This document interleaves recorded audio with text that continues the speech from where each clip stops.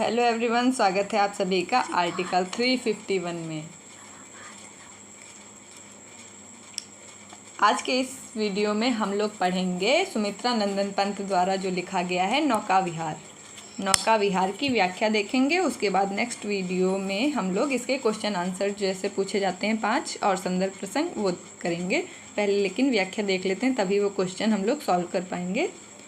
तो नौका विहार जो है ये, इसमें एक बार जो सुमित्रा नंदन पंत है गंगा नदी में नौका विहार करने गए थे, तो उसी में जो इनको अलौकिक आनंद की अनुभूति हुई उसी का वर्णन इन्होंने किया, उसी के प्राकृतिक सौंदर्य का वर्णन किया है। यहाँ पे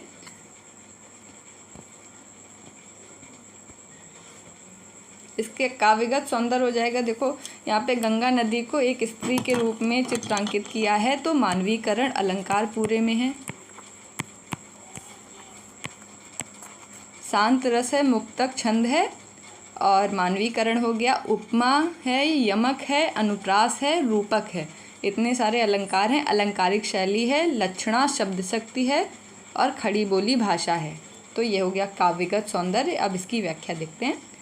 शांत स्निग्ध ज्योत्सना उज्जवल अपलक अनंत नीरव भूतल, सैकत सैया पर दुग्ध धवल तनवंगी गंगा ग्रीष्म विरल, लेटी है श्रांत क्लांत निश्चल।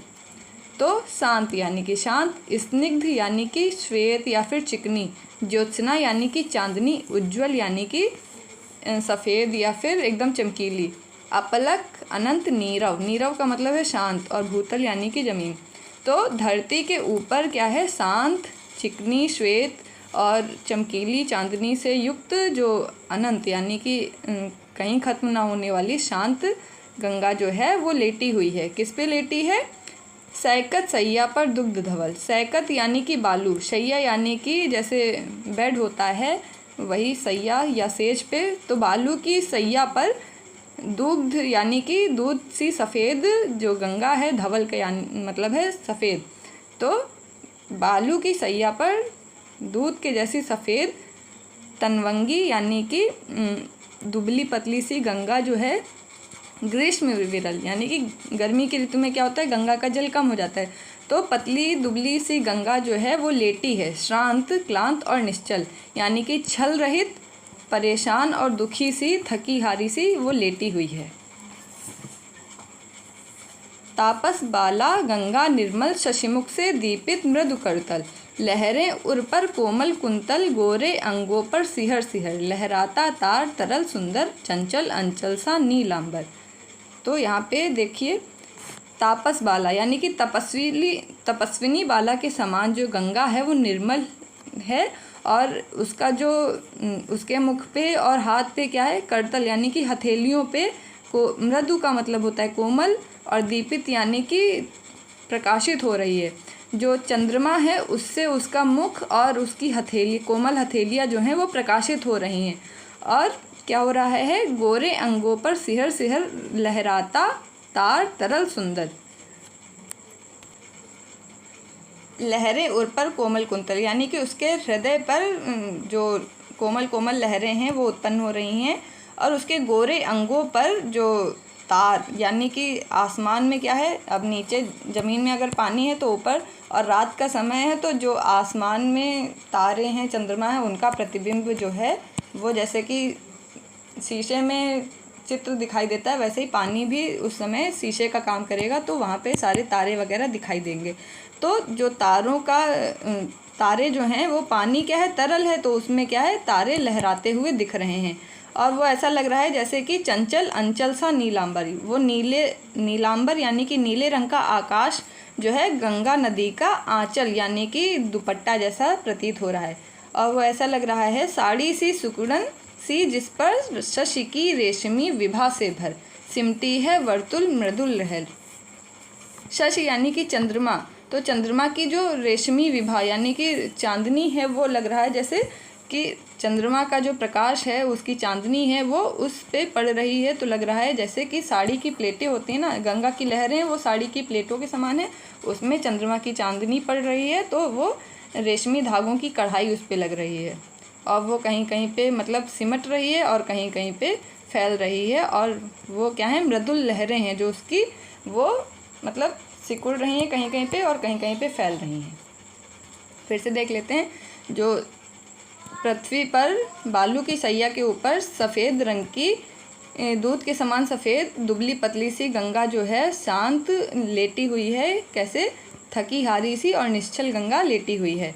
और वो ऐसी लग रही है जैसे कि कोई तपस्विनी बाला है। जो गंगा है वो तपस्विनी बाला के समान है और उसके ऊपर जो उसके मुख है उस पर और हथेलियों पे, कोमल हथेलियों पे चंद्रमा का प्रकाश जो है वो दीपित हो रहा है, यानी कि प्रकाशित हो रहा है। और उसके गोरे गोरे अंगों जो हैं, गंगा के गोरे गोरे अंग हैं, उनमें जो आकाश के तारा मंडल हैं, तारा उनका जो प्रतिबिंब बन रहा है वो ऐसा लग रहा है जैसे कि नीलांबर यानी कि नीले रंग का आकाश जो है वो गंगा का एक आंचल की तरीके लहरा रहा है। यानी कि पानी की लहरें जैसे लहराती हैं ना, लहरें चल रही हैं, तो वही वैसे ही जो प्रतिबिंब है वो भी उसमें दिखाई देगा। तो वो लगेगा जैसे कि उड़ रहा है, जैसे रुपट्टा उड़ता है वैसे ही गंगा का आंचल उड़ रहा है। साड़ी की सिकुड़न सी जिस पर शशि की रेशमी विभा से भर सिमटी है वर्तुल मृदुल लहर। अब जो कोमल लहरें हैं गंगा की वो वैसी लग रही हैं जैसे कि कोई साड़ी उसने पहनी हुई है और उस पर चंद्रमा की चांदनी जैसे पड़ रही है। वो ऐसा लग रहा है जैसे कि रेशम की कढ़ाई हो। तो यहाँ पे अंचल सा, सिहर सिहर में पुनरुक्ति प्रकाश अलंकार है, तार तरल में रूपक अलंकार है, अंचल सा में जो नीलांबर है यहाँ पे रूपक अलंकार है और अंचल सा में उपमा अलंकार है। फिर साड़ी सी सिकुड़न सी जिस पर यहाँ पे सिमटी, इतने में अनुप्रास अलंकार है। तो बहुत सारे अलंकारों का यूज़ है और पूरे में मानवीकरण अलंकार है।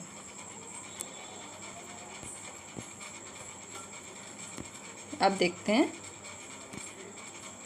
चांदनी रात का प्रथम पहर हम चले नाव लेकर सत्वर, सिकता की सस्मित सीपी पर मोती की ज्योत्सना रही विचर। लो पाले चढ़ी उठा लंगर मृदुमंद मंद मंथर मंथर, लघुतरणी हंसनी सी सुंदर तिर रही खोल पालों के पर। तो अब क्या है, चांदनी रात का पहला प्रहर है, यानी कि रात का समय है। अब यहाँ पे समय बता दिया कि रात हो गई है और उसका प्रथम पहर शुरू हो गया है और हम चले हैं नाव लेकर सत्वर, यानी कि हम लोग तेज़ी से नाव लेके चले हैं। कौन? कवि जो हैं सुमित्रा नंदन पंत, वो चले हैं। सिकता का मतलब है बालू। अब बालू क्या है? सस्मित यानी कि मुस्कुरा रही है। बालू पे क्या है? सीपी और मोतियाँ वगैरह किनारे, जैसे पानी के किनारे पे या रेती में क्या होता है, सीपी घोंगे वगैरह वो आ जाते हैं, तो क्या है उसमें मोती होते हैं। तो वही सब ज्योत्सना यानी कि जो चंद्रमा की किरणें हैं उनकी वजह से वो सब मोती मालाएँ, मोती और सीपी वगैरह जो हैं चमक रहे हैं। और लो पाले चढ़ी, यानी कि क्या होता है, अब यहाँ पे नाव होगी किनारे पे तो वो कहीं से बंधी होती है, तो पाले चढ़ी हैं, उसका लंगर उठा दिया गया है और नाव जो है गंगा नदी में छोड़ दी गई है। अब वो चल रही है मृदु मंद मंद, यानी कि धीरे धीरे मंथर मंथर वो चल रही है। कहाँ पे चल रही है? लघु तरणी, यानी कि जो पतली सी तरनी का मतलब है जो नदी है उसमें चल रही है। जैसे कि कोई हंस चलता है वैसे ही नाव लग रही है कि हंस के समान चल रही है।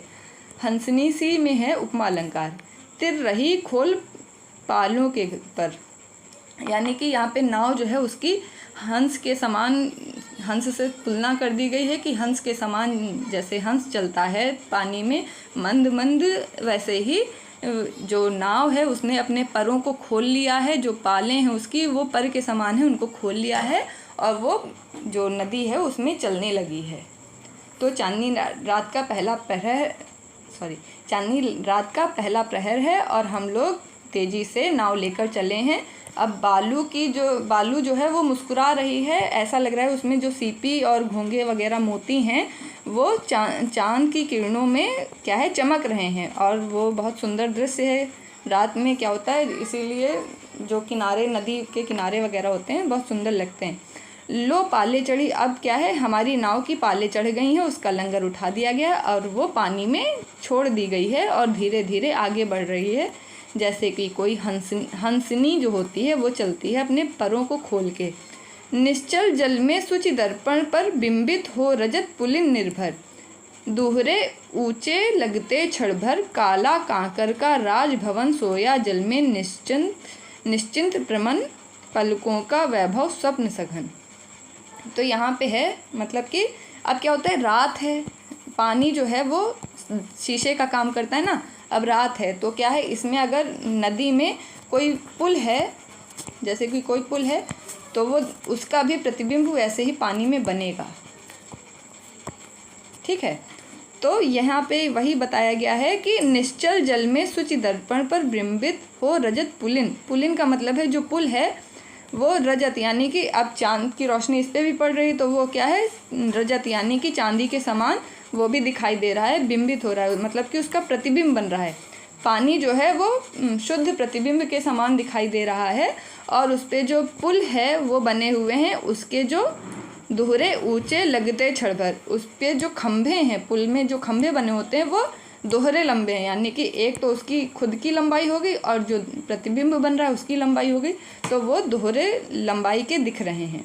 काला काकर का राजभवन, अब वहीं नदी के किनारे क्या होगा, कहीं पे काला काकर का राजभवन होगा, तो वो भी पानी में दिखाई दे रहा है उसका प्रतिबिंब। तो वो ऐसा प्रतीत हो रहा है कि सोया है निश्चिंत और अपने पलकों पर वैभव का स्वप्न देख रहा है, यानी कि वो अपने जो ऐश्वर्य है, वैभव है, संपन्नता है, उसका स्वप्न देख रहा है और सो रहा है।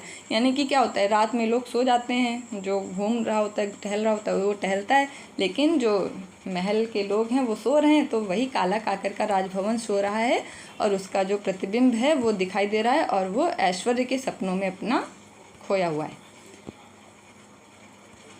फिर नेक्स्ट देखते हैं, नौका से उठती जल हिलोर, हिलोर हिल पड़ते नभ के ओर छोर, विस्फारित नयनों से निश्चल कुछ खोज रहे चल तारक दल, ज्योतित कर जल का अंतस्थल। तो अब क्या है, नाव जो है आगे पानी में और आगे बढ़ चुकी है और क्या है, अब बीच लहर में पहुंच गई है या बीच नदी में पहुंच गई है, तो क्या होगा, जल में हिलोरें उठेंगी ना, हिलोरें उठेंगी तो नाव भी क्या है पूरा हिल जाएगी। तो और उसमें प्रतिबिंब है आकाश का, यानी कि नभ, यानी कि आकाश का जो है प्रतिबिंब बन रहा है। तो जब लहरें तेज़ी से उठेंगी तो क्या होगा, ऐसा लगेगा कि नभ, आकाश के जो ओर छोर हैं वो भी उसमें पूरे हिल गए हैं। फिर विस्फारित, यानी कि आंखें फाड़ के, नयन, यानी कि आंखें फाड़ के, निश्चल कुछ खोज रहा, तारक दल, तारों का समूह जो है वो ऐसा लग रहा है कि उस पानी में कुछ खोज रहा है, अपनी आंखें फाड़ फाड़ के कुछ खोज रहा है। ज्योतित कर जल का अंतस्थल, यानी कि जैसे चंद्रमा वगैरह की लाइट जो है पानी में पड़ेगी और तारों का समूह आंखें फैला के उसको मतलब पानी में टॉर्च मार के जैसे कुछ खोज रहा हो, ऐसा प्रतीत हो रहा है। ज्योतित कर, यानी कि जो आकाश है वो उस पे पानी पे गंगा के जल में अब प्रकाश दिखा रहा है और कुछ खोजने की कोशिश कर रहा है। जिनके लघु द्वीपों को चंचल अंचल की ओट किए अविरल, फिरती लहरें लुक छिप पल पल। अब यहाँ पे है कि अब ऐसा प्रतीत होता है, देखो पल पल में है पुनरुक्ति प्रकर्ष अलंकार। अब ऐसा लग रहा है जैसे कि कोई स्त्री है और वो क्या है, मतलब पानी में क्या है, छोटे छोटे से दिए जल रहे हो, ऐसा लग रहा है। या फिर एक तरीके से ये भी देख सकते हैं कि यहाँ पे जो गंगा है वो नदी जो है वो स्त्री के समान है और उसने, वो चंचल स्त्री है, चंचल, और उसने क्या है अपने हाथ में छोटे से दिया ले रखा है और उसको हवा में, कोई जैसे स्त्रियाँ होती हैं ना, हवा से बचाने के लिए अपने आंचल के अंदर छुपा लेती हैं दिया, तो वैसे ही लग रहा है कि गंगा जो है वो स्त्री के समान है और उसने एक दीप को अपने आंचल की ओट में छुपा के रखा हुआ है जिससे कि वो बुझ ना जाए। सामने शुक्र की छवि झलमल, तैरती परीसी जल में कल, रुपहले कचों में हो ओझल। तो परीसी जल में कल, तो यहाँ पे जब परीसी आ गया है यानी कि शुक्र ग्रह है उसको परी की समान बताया है, तो उपमा अलंकार है यहाँ पे। अब कह रहे हैं कि जो आसमान है उसमें शुक्र जो ग्रह है वो भी दिखाई दे रहा है। तो जो शुक्र ग्रह है उसका प्रतिबिंब मतलब खुद आकाश में वो भी दिख रहा है और वो उसका जो प्रतिबिंब पानी में बन रहा है वो ऐसा लग रहा है कि लहरों में, जैसे ये लहरें हैं और इनमें शुक्र ग्रह का तारा यहाँ पे फिर लहर उठेगी तो ये कहीं और बन जाएगा। तो वो ऐसा लग रहा है जैसे कि कोई जो परी है वो पानी में, या जल परी है वो पानी में इधर उधर लहरा मतलब तैर रही है, वैसा लग रहा है। और उसके जो रुपहले यानी कि सुनहरे से कच यानी कि बाल हैं वो कहीं दिखते हैं, कहीं ओझल हो जाते हैं। यानी कि पानी की लहरें हैं, उसमें कोई परी जैसे जल परी हो वो तैर रही हो, वैसे ही शुक्र ग्रह का प्रतिबिंब लग रहा है। यानी कि फिर से पुनरुक्ति प्रकाश अलंकार है, यहाँ पे रूप उपमा अलंकार है और मानवीकरण अलंकार है। फिर लहरों के घूंघट से झुक झुक दशमी का शशि निज तिर्यक मुख दिखलाता मुग्धा सा रुक रुक। मुग्धा सा उपमा अलंकार, रुक रुक में पुनरुक्ति प्रकाश अलंकार, झुक झुक में भी पुनरुक्ति प्रकाश अलंकार है। अब क्या है, जो गंगा है वो उसमें क्या है, चंद्रमा का प्रतिबिंब है। वो ऐसा लग रहा है जैसे कि दशमी का शशि हो, यानी कि जैसे 15 दिन में चंद्रमा जो होता है उसका आकार जैसे अमावस में बिल्कुल नहीं दिखता है, पूर्णिमा के में पूरा गोल दिखाई देता है, और ऐसे ही जो अमावस तक घटता जाता है। तो दशमी में कुछ आधा सा दिखाई देगा दशमी में, क्योंकि ऐसे तो वही तिर्यक मुख है, यानी कि हल्का तिरछा मुख है, और दशमी में जैसे एकदम गोल चेहरा नहीं है, थोड़ा सा तिरछा है। और उसको क्या है, लहरें जो हैं उसको ढके हुए हैं घूंघट से। तो वैसे ही लग रहा है जैसे कि कोई स्त्री है अपना चेहरा जो है उसको झुकाए हुए है और घूंघट से बंद किए। अब घूंघट होगा तो किसी औरत का ने अपने चेहरे पे घूंघट रखा है तो उसका आधा ही मुंह तो दिखेगा, तो वो मुंह ऐसे इतना दिखाई दे रहा है जैसे कि दशमी तिथि का चंद्रमा हो, और वो मोहित कर रहा है, और कभी कभी दिख रहा है, कभी कभी छुप जा रहा है। जब पहुँची चपला बीच धार, छिप गया चांदनी का कगार। यानी कि जब हमारी नाव एकदम बीच धारा में पहुंच गई तो चांदनी का जो किनारा था, यानी कि जो गंगा का किनारा था वो चंद्रमा की रोशनी पे एकदम सफ़ेद चमक रहा था, वो सब दिखाई देना बंद हो गया। अब एकदम बीचों बीच पहुंच गए हैं, किनारा दिखाई देना बंद हो गया है। दो बाहों से दूरस्थ तीर, धारा का कृश कोमल शरीर, आलिंगन करने को अधीर। अब क्या है, एकदम बीच धारा में हैं हम लोग और यहाँ पे नाव है, तो किनारा जो है वो दिखाई देना बंद हो गया है। अब क्या होता है, जैसे कोई सीधी सड़क देखो तो क्या लगेगा, आगे जाके वो मिलती जा रही है ऐसे। तो सीधी गंगा की नदी है तो उसमें क्या होगा, आगे लगेगा जैसे कि वो सिकुड़ती जा रही है, और कोई जैसे कि हाथ फैलाओ बाहें मिलाने के लिए किसी को, ऐसे लग रहा है कि कोई जो है हृदय आलिंगन करने के लिए अधीर हो रहा है। तो यहाँ पे कवि कहना चाह रहे हैं गंगा के दोनों किनारे ऐसे लग रहे हैं यहाँ बीच धारा से देखने पे कि कोई व्यक्ति जो है आलिंगन करने के लिए अधीर है, यानी कि दोनों हाथ जैसे आपस में मिल जाते हैं आगे जाके, वैसे ही दोनों किनारे जो हैं गंगा के मिल रहे हैं कि आलिंगन करने के लिए तैयार हैं।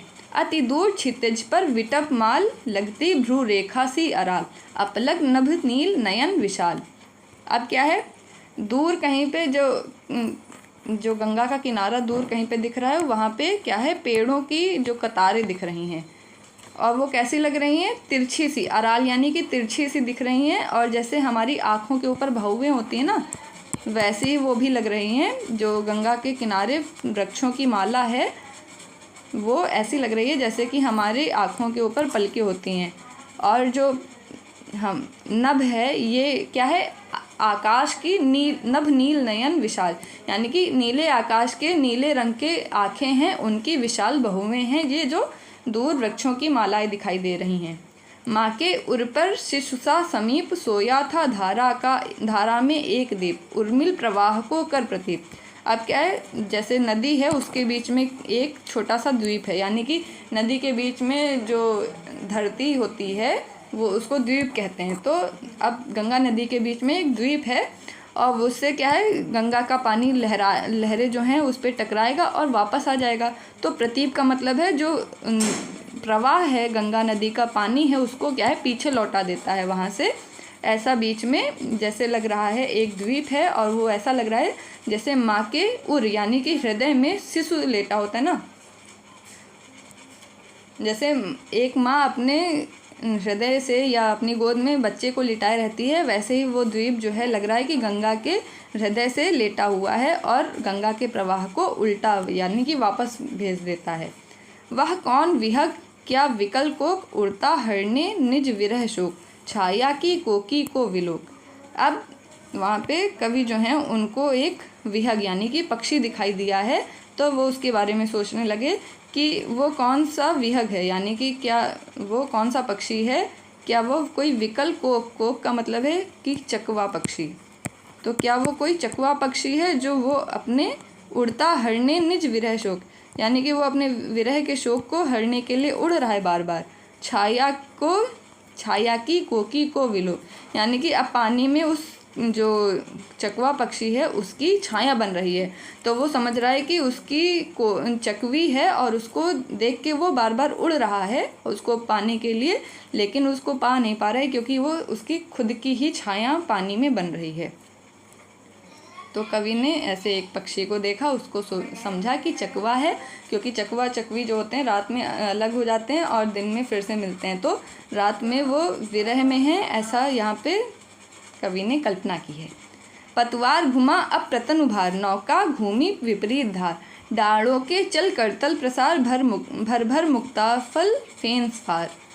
तो अब पतवार घुमा ली, मतलब जितना ज़्यादा आगे तक घूमना था घूम चुके हैं, अब वापस आ रहे हैं, तो पतवार घूम गई है और जो एक ओर से उसका भार है वो कम किया गया है और नौका को घुमा दिया गया है, यानी कि नौका को विपरीत धार वापस धारा के में घुमा दिया गया है घर वापस आने के लिए। डाड़ों के चल करतल प्रसार, अब क्या है, डाड़े यानी कि जो पतवार है वो हथेली के समान फैला दी गई हैं, और जैसे हथेली में भर भर के पानी को पीछे फेंको, या ऐसे यहाँ पे मुक्ताफल फेंस फार। अब यहाँ पे ऐसा लग रहा है जैसे हथेली में मोती, मुक्ताफल फेंस फार, यानी कि जैसे हाथ में मोती भर के पीछे फेंके जा रहे हो, वैसे ही पतवार जो हैं वो पानी को पीछे फेंक रही हैं, और उससे क्या है, फेंस फार यानी कि फेना उत्पन्न हो रहा है, और वो बिखराती जल में तारहार, और वो ऐसा लग रहा है जैसे कि तारों जो तारे हैं उन वो हार के समान हैं और उनको पीछे की ओर फैलाती जा रही है, जैसे हाथ से मोती फैला रहे हो पीछे, वैसे ही जो पतवार है वो लग रहा है कि तारों के समान हार को पानी में पीछे की ओर फेंक रही हैं। चांदी के सापों सी रलमल, नाचती रश्मियाँ जल में चल, रेखाओं सी खिंच तरल सरल। अब क्या है, चांदी सी सांपों सी रलमल, यानी कि चांदी के सांपों के समान रलमल जो लहरें हैं, रश्मियाँ यानी कि लहरें, जो गंगा की लहरें हैं वो चांदी के समान सफ़ेद दिखाई दे रही हैं, और वो ऐसे लग रही हैं जैसे कि सफ़ेद चांदी के जैसे सांप वो पानी में लहरा रहे हों, और जो सीधी सरल रेखाएं बना रहे हों पानी में, वो ऐसी लग रही हैं। लहरों की लतिकाओं में खिल सौ सौ शशि सौ सौ उद्गन। अब लहरें जो हैं लताओं के समान यहाँ पे तुलना कर दी गई, पहले सांपों के समान बताया गया कि जो लहरें हैं वो ऐसे लग रही हैं जैसे चांदी के सांप हों। अब यहाँ पे कह दिया गया कि लहरें जो हैं वो लताओं के समान लग रहे हैं, जिनमें क्या है, जैसे पेड़ों में पत्तियाँ लगी होती हैं, लताओं में पत्तियाँ होती हैं, फूल होते हैं, वैसे ही लग रहा है कि उसमें तारे लगे हुए हैं बहुत सारे, और बहुत सारे जो ग्रह हैं वो भी ग्रह, तारे और चंद्रमा 100 उस लहरों में लगे हुए हैं, या लहरें रूपी लताओं में बहुत सारे चंद्रमा और तारे लगे हुए हैं। अब उथला सरिता का प्रवाह, लग्गी से ले ले सहज था, हम बढ़े घाट में को सहोत्साह। अब क्या है, पानी का हम मतलब किनारे आ गए हैं, तो किनारे क्या है, गंगा का पानी उथला है, सरिता यानी कि नदी, नदी का पानी क्या है यहाँ पे उथला है, और हम लोग लग्गी, अब क्या है किनारे आ गए हैं तो पतवार की ज़रूरत नहीं है, लग्गी से किनारे, नाव को किनारे लगाया जाएगा, तो सहज था लेके नाव को किनारे लगाया गया है, और हम लोग घाट की ओर उत्साह, सहोत्साह यानी कि उत्साह के साथ में घाट की ओर बढ़ चुके हैं और बढ़ चले हैं। अब क्या है, ज्यों ज्यों लगती नाव पार, उर्मी अलौकित शत विचार, इस धारा सी जग का क्रम, शाश्वत इस जीवन का उद्गम, शाश्वत है गति शाश्वत संगम, शाश्वत नभ का नीला विकास, शाश्वत शशि का यह रजत हास, शाश्वत लघु लहरों का विकास। यानी कि जैसे जैसे जो नाव है वो नदी के किनारे आ गई है, वैसे वैसे जो बहुत सारे विचार, सत विचार यानी कि बहुत सारे विचार जो हैं हमारे मन में आने लगे हैं। सत यहाँ पे यमक अलंकार हो सकता है। सत यानी कि अच्छे भी हो सकता है, और सत यानी कि 100 यानी कि बहुत सारे। तो एक तो अच्छे और एक बहुत सारे विचार जो हैं अब हृदय में आने लगे हैं, यानी कि अनुभव बहुत सारा हो गया है प्रकृति का, तो बहुत सारे विचार हमारे हृदय में आने लगे हैं कि धारा सी जग का क्रम, जो गंगा की लहर है या नदी का जो जैसा जीवन है वैसा ही लोगों का भी जीवन है। जीवन में उद्गम होता है और गति होती है और आखिरी में संगम होता है। यानी कि जैसे बच्चा जन्म लेता है, फिर बड़ा होता है और आखिरी में मर जाता है, वैसे ही जो नदी का जीवन है वैसे ही किसी इंसान का भी जीवन है कि पहले पहाड़ों के बीच में उसका जन्म होता है, फिर वो मैदानों में आके मतलब कि जीवन जीती है और आखिरी में समुद्र में जाके मिल जाती है, यानी कि उसका वो नष्ट हो जाती है। तो इस तरीके से ही जीवन का भी क्रम है। फिर शाश्वत नभ का नीला विकास। अब जो नभ का नीले रंग के नभ आकाश का विकास है वो हमेशा ही रहेगा, और ये जो चंद्रमा है और चंद्रमा की चांदनी है ये भी हमेशा ही रहेगी। शाश्वत का मतलब है हमेशा रहने वाला। और ये जो लहरों का विलास है ये भी हमेशा ही रहेगा। हे जगजीवन के कर्णधार, चिर जन्म मरण के आर पार शाश्वत जीवन नौका विहार। अब इस जन्म मरण के आर पार जो ये नौका विहार है, जीवन की नौका विहार है, ये भी हमेशा शाश्वत है। मैं भूल गया अस्तित्व ज्ञान, जीवन का यह शाश्वत प्रमाण करता मुझको अमृतदान। अब ये जो नौका विहार है ये भी जीवन का एकदम सत्य है, और मैं अपने अस्तित्व के ज्ञान को भूल गया कि मैं क्या था क्या नहीं था, और ये जो जीवन है ये तो शाश्वत प्रमाण है, और इसको मतलब जो नदी का जीवन है वैसे ही हमारा जीवन है, और यही मुझे अमृतदान देता है कि मृत्यु कुछ नहीं है। जैसे गंगा नदी आखिरी में ख़त्म नहीं होती, वो बल्कि क्या है समुद्र में मिल जाती है, वैसे ही हम भी एक तरीके से ईश्वर से जन्म लेते हैं और ईश्वर में ही जाके मिल जाते हैं। तो यही मुझे अमृतदान देता है। तो ये थी व्याख्या। इसको फिर से बता देती हूँ। जैसे कोई नदी होती है वो पहाड़ों पे जन्म लेती है, और तो पहाड़ों को काट मतलब जैसे बच्चा होता है बचपन में चंचल होता है, मतलब उसको कोई डर नहीं होता है, छत से कूद जाएगा, कहीं से भी कूद जाएगा। तो नदी भी जब पहाड़ों से निकलती है तो उसमें बहुत तेज़ मतलब एकदम बहुत तेज़ गति होती है, फिर धीरे धीरे वो मैदानों में आती है और उसकी लहरें जो हैं या उसका बहाव जो होता है वो धीरे धीरे कम हो जाता है, क्योंकि मिट्टी वगैरह से उसको रोक लेता है। तो वो क्या होता है वो धीरे धीरे बहने लगती है और उसको फैलाव मिल जाता है, क्योंकि पहाड़ों में क्या है सक्रिय जगह होती है, उतनी जगह में तेज़ी से बहना होता है, और यहाँ मैदानों में क्या होता है मिट्टी होती है तो बहाव ज़्यादा मिल जाता है। फिर धीरे धीरे वो क्या होती है जो समुद्र होता है उसमें जाके मिल जाती है। वैसे ही जैसे बच्चा जो होता है बचपन में धीरे मतलब चंचलता होती है, फिर धीरे धीरे बड़ा होता है तो जवान होने में उसमें स्थैर्य आ जाता है, यानी कि फिर वो जो दुनिया धंधा है उसके बारे में सोचने लगता है तो स्थिरता आ जाती है। जो बचपन की बातें होती है वो भूल जाता है। फिर जैसे जैसे बूढ़े होते हैं तो वैसे ही जो गंगा नदी किसी नदी का क्रम होता है वैसे ही व्यक्ति का जीवन क्रम होता है। तो यही शाश्वत सत्य है, और जो नीला आकाश है चंद्रमा है ये सब भी जीवन के शाश्वत सत्य हैं, और यही जीवन का अस्तित्व ज्ञान है, और ये मुझको अमृत दान देता है। तो ये था नौका विहार, जो कि गुंजन काव्य संग्रह उससे लिया गया है, सुमित्रा नंदन पंत प्रकृति के सुकुमार कवि। तो इसके क्वेश्चन आंसर हम लोग बाद में करेंगे। आई होप आपको समझ आया होगा। बहुत सरल व्याख्या करने की कोशिश की। उपमा रूपक अलंकार है, मानवीकरण अलंकार है और अलंकारिक शैली है, शांत रस है, मुक्तक छंद है, खड़ी बोली भाषा है। Thank you very much for watching this video. Please subscribe the channel and share this